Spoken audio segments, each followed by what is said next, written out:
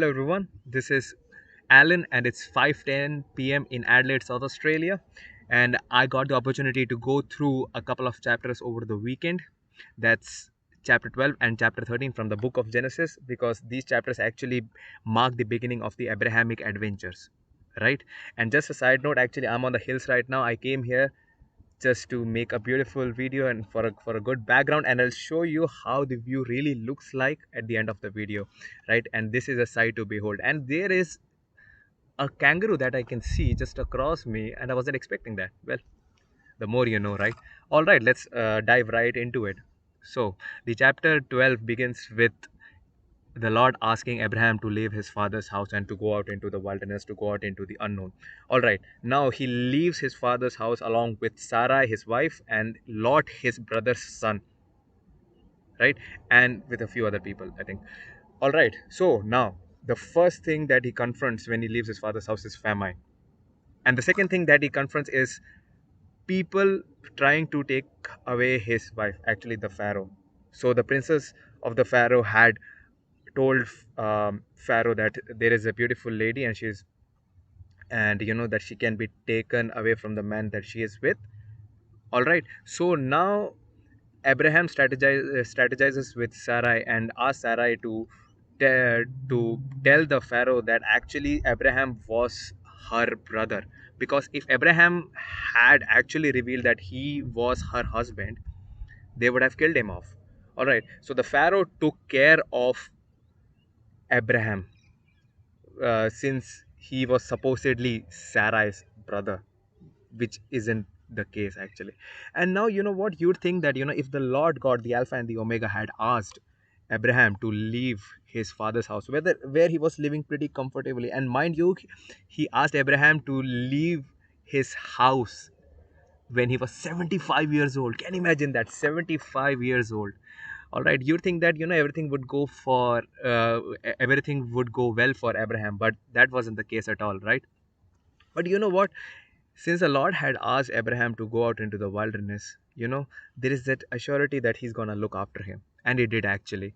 All right, now there was a plague in the land of the Pharaoh, right? And then Pharaoh had realized something.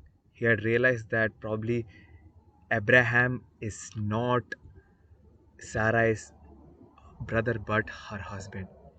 You make a mistake and then something happens, something major happens, then you realize, then you have that enlightening moment. Why didn't I realize this before? Well, I think it can also, this also says about the Pharaoh that the Pharaoh was a God fearing man. Well, there comes time where there are times in our life, you don't really see the bigger picture, you don't really see what's going on about the people around you, you don't really understand what their intentions are until you get an eye-opening experience which changes the whole reality, and then you have to actually take down the whole framework and build the criteria on which you build your friendships again. And that is really interesting. You might as well make the best of friends, right? All right.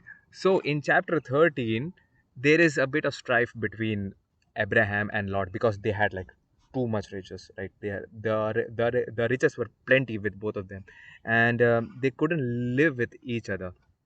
All right. So that's a part of the story, But a very interesting verse that actually piqued my interest is chapter 13, verse 16. It says, "And I will make your descendants as the dust of the earth, so that if a man could number the dust of the earth, then your descendants also could be numbered." The Lord said this to Abraham. So Lord said to Abraham, the number of descendants that you will have will be equal to the number of the dust particles on planet Earth. So basically, now, even though Abraham did face a lot of downfalls, let's say the famine and people trying to take away his wife and the strife with his nephew, he was blessed, right?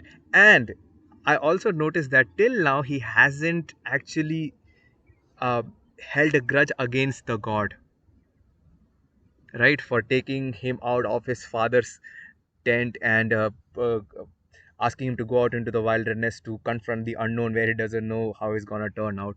And that is a really, really tough thing to do, because if everything goes down around you, the first thing that usually people do is start blaming.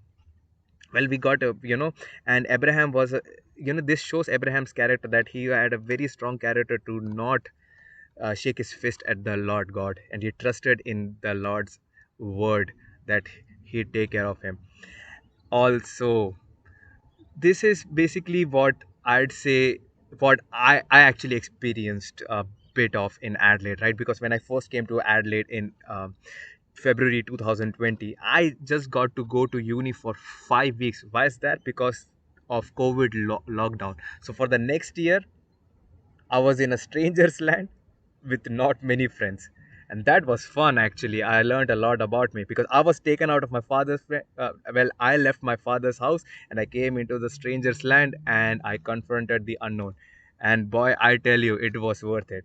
It was painful, but it was worth it.